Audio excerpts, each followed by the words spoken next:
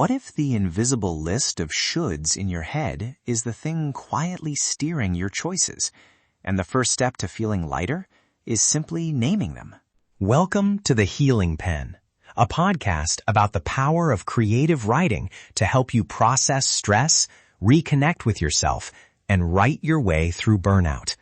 I'm Corey Janke, author, leadership coach, pharmacist, and someone who believes that sometimes the words we put on the page can help us heal the parts of ourselves we've been too busy to hear. If you've been carrying too much for too long, you're in the right place. This is a space for reflection, honesty, healing, and hope. So take a breath, grab a pen, and let's start writing our way back to ourselves. A few years ago, I discovered a should that had been quietly hijacking my weekends. I woke up on a Saturday morning and immediately felt a pressure I couldn't name, like a knot between my ribs. I told myself I should be catching up on email, I should be writing into that new book idea, I should be supervising a project that was already on autopilot. I spent the day in a low-grade tension, moving from task to task. And at the end of it, I had less rest and less attic room in my head than when I'd started. It took writing one sentence.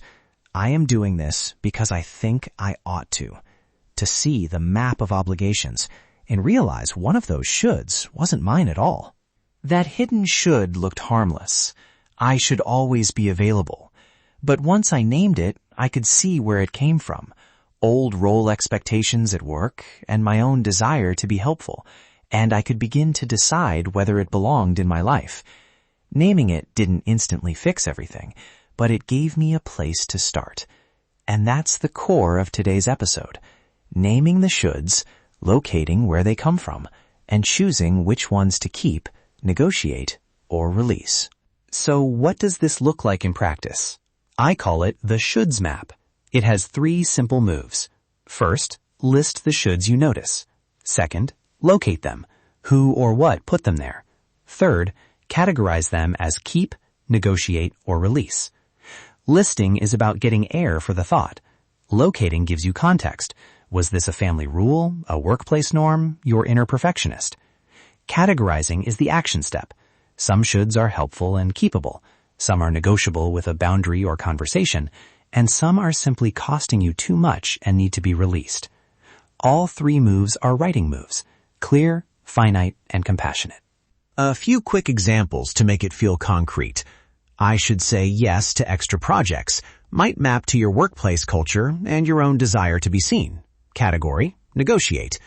I should always make a beautiful holiday meal might come from family expectations. Category, release, or negotiate, depending on what you want. I should get 8 hours of sleep might be an internal value. Category, keep. The point isn't to judge the shoulds, it's to make them visible so you can choose. Before we write, a short safety note.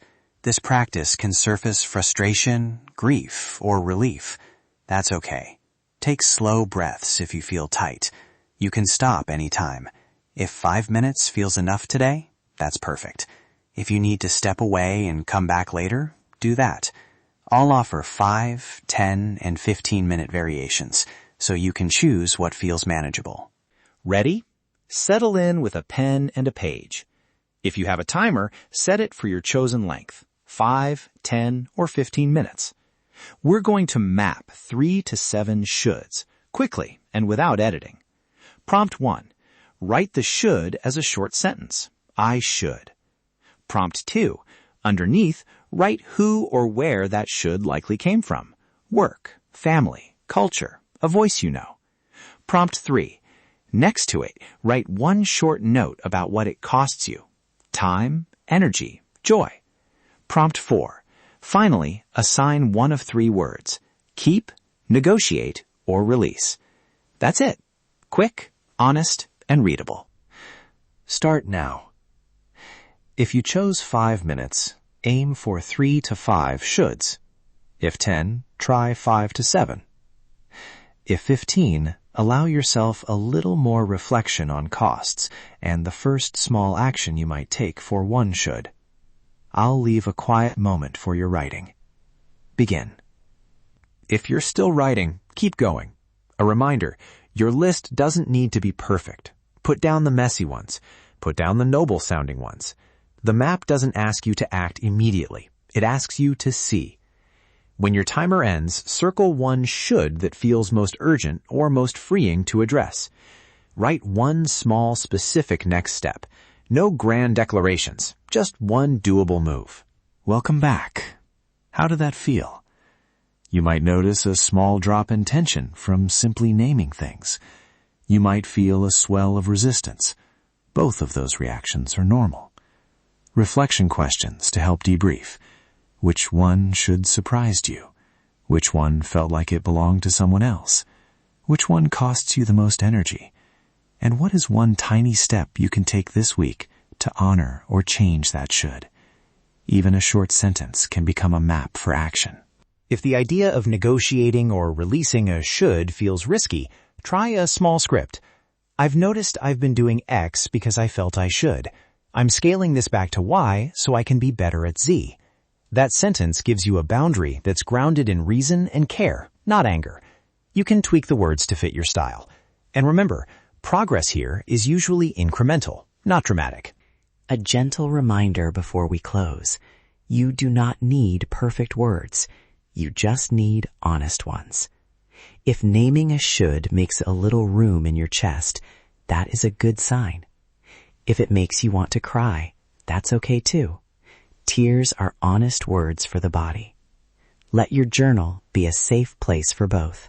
Thanks for spending this time with me on The Healing Pen. If this episode helped you see a should that's been steering your life, I invite you to take one small step this week to keep, negotiate, or release it. Visit CoreyJonkey.com to download the Shoulds Map template, a printable page to guide future sessions and keep this practice simple. If today's episode gave you something to think about or write about, please subscribe, share with someone who needs it, and leave a review so more people can find this space. And one last thing I say to the people I work with. If you want a better life, you have to write yourself a better story. Take a breath, pick up the pen, and trust that even a few honest words can begin to change the story. I'll see you next time on The Healing Pen.